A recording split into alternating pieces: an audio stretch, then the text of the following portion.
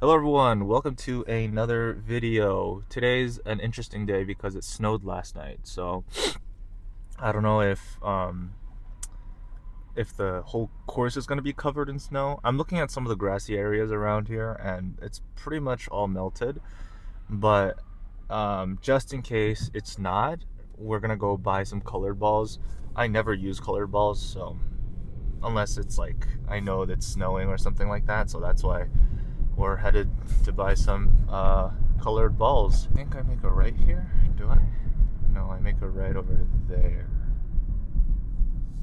I think I make a right here. I also want to buy the winter gloves, the ones that you wear on your both hands and you play. The biggest thing I'm kind of making sure of is making sure my hands come inside and my club head goes outside on the backswing to not release it early. I'm like throwing it over here thinking that that's going to get me distance, but I want to hold this top position, bring it kind of down, like kind of pull it down more, I guess. I think I'm missing a bit of pulling down. I'm only throwing it. That's why I'm getting these like ugly pulls and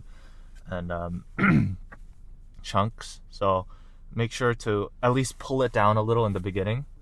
So yeah, that's what I'm gonna work on, and then that's pretty much it actually. All right, item purchased. We got the Callaway Super Soft yellow balls. I did not buy the winter gloves because I tried it out just now, and I tried like holding a club, and like doesn't even feel like I'm holding something. Well, I mean, like I can't even feel like the feel was bad. It was like I'm not like my hands aren't even there. So I was like, you know what? I'll just play in the cold. I'd rather just play in the cold than do that. So oh, the short game thing I did not talk about. I am going to try visualizing every shot before hitting the shot. So what I mean by, actually I want to call it simulation testing, if that kind of makes sense. So what I mean by that is recently I've been doing like simulation testing with my short game shots. So when I address in front of the ball, especially for a short game shot, I like take a step back and just do a run. Like don't even think about it. The only thing I'm noticing on my first simulation is checking where I take the backswing up tilt, and then I release it, and then I kind of act like I actually hit the ball, and I look at the ball. Like I imagine the ball going and landing and all that jazz. And then I try to get a feel like, okay, was that backswing too weak or too strong?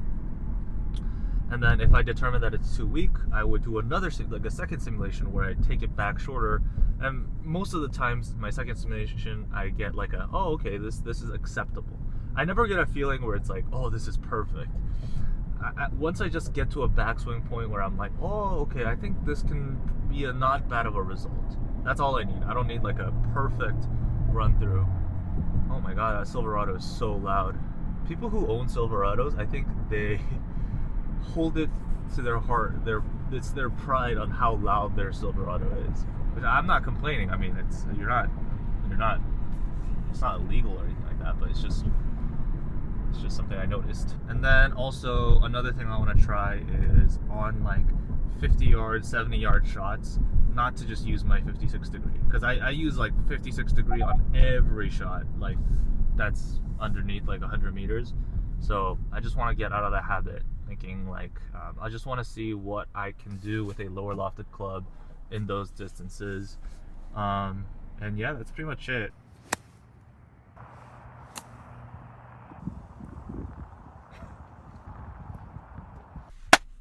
9 holes complete. That was actually a really funny round, because so there wasn't any snow on the fairway. It was just the greens that had snow, and I just putted. That wasn't even putting. That was honestly, it's just like a fun time, just trying to roll the ball in the snow.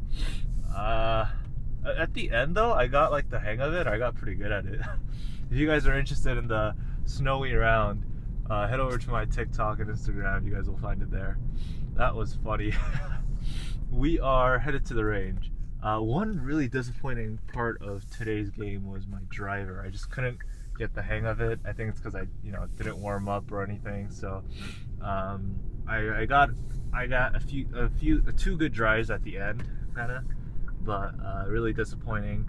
So I think we're gonna head over to the range and mainly focus on driving. So that's gonna be our main focus for today, and then we will call it a day. So I will set everything up at the range and see you guys there.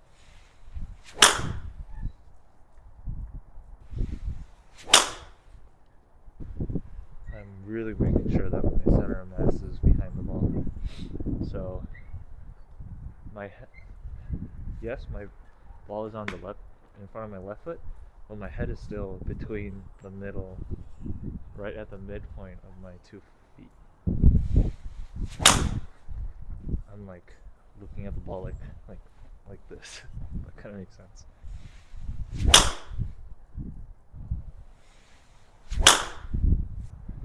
So yeah, the one thing I mentioned the car was, rather than throwing it here, at least gonna pull it down and try to create speed in this section rather than this section.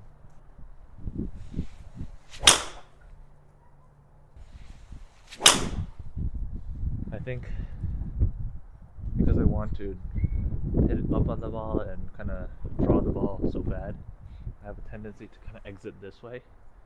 But if I exit that way, my club face opens like that and it goes to the right. So I need to make sure that I should still move around this, my starting, what do you call this, pole. I guess it's better if I show you guys this way. Let's say I'm driving this way, let's just say, and I address like that. Let me see if I can be parallel to the camera. So, ball is inside my left heel, kind of left toe kind of area, but my head is still right between my 2 feet. And then I just use my arms to kind of go towards the ball. My head is still in the middle. But what I tend to do is kind of like do that, and that moves my center of mass here, which I do not want to do. I'm gonna hit down on the ball. I forgot to release sometimes. Yeah, that kind of happened a lot today. I wasn't releasing my arms.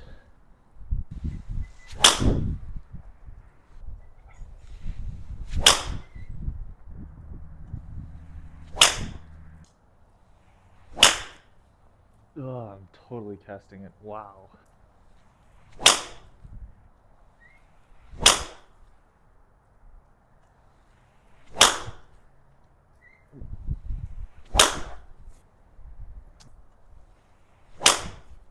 Oh no.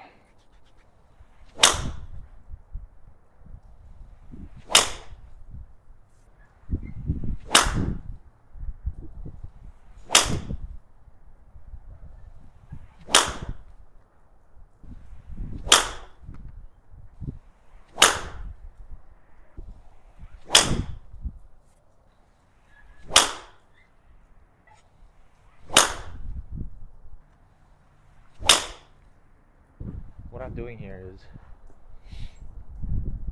because I have a problem with releasing this early, so there's two parts to this. First of all, on my backswing, if my width is, let's say, 10, I cannot get lower than 10 and then become 10 again, if that kind of makes sense. So if I go to my backswing top, and then my width is 10, and I come down to a 5, and then I try to do 10 again, and then I get this right miss. If I'm 10 here, 10 here, and 10 here, I get a nice straight ball. Now, that's one part of it, so keeping my width. Second part is if I throw it early, that means my angle of my wrist has changed at the top, when I want it to stay here and then release it kind of in this lower section to discourage casting. So if I combine that, if I at the top keep my width and keep my wrist and then kind of explode, I get a really nice draw.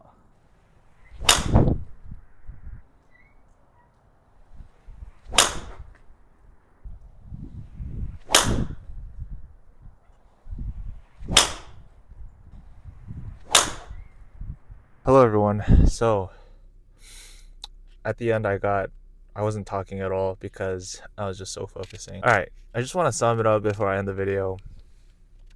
So today's long game session wasn't the best.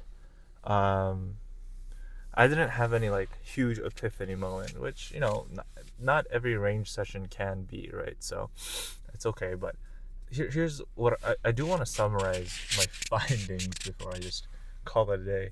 So I have a problem where if I release it at the top, if I don't pull down my club, not pull down, but we'll call it pull down, it's just easier to understand, but it's not exactly pulling down.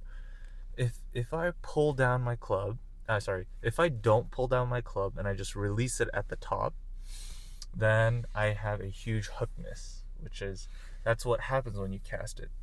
You're basically picking at the ball rather than like compressing it. Now, if I don't release it in it, and if I pull it down too much, which I don't have a problem, I have a problem with too much releasing rather than lack of it, so that's not even a concern. But if I pull it down in the beginning and then release it to compress the ball, then it has a, you know, the beautiful flight that it is. So that's good, but I can't seem to find a good way to find a 5-to-5 ratio. So if both things happen, I get a pure shot. But I've tried different feels, different mechanisms, so that's what I need to search now. A good way to make sure that I have both this compression and release. I release to push it down into the ground, if that kind of makes sense. And my shafts on my irons feel extremely flexy. I think I need heavier shafts. But that's for another video. I do want to end it there, to just summarize my findings. And yeah, we will continue this exploration in another video. Once again, thank you so much for watching. I really appreciate it. I hope you guys find my little investigations fun. If you guys want to see other type of content, let me know. You know, I'm always thinking of new things to show you guys. But once again, if you guys are at this point of the video, thank you so much for watching. I really appreciate it, and I will see you in the next one.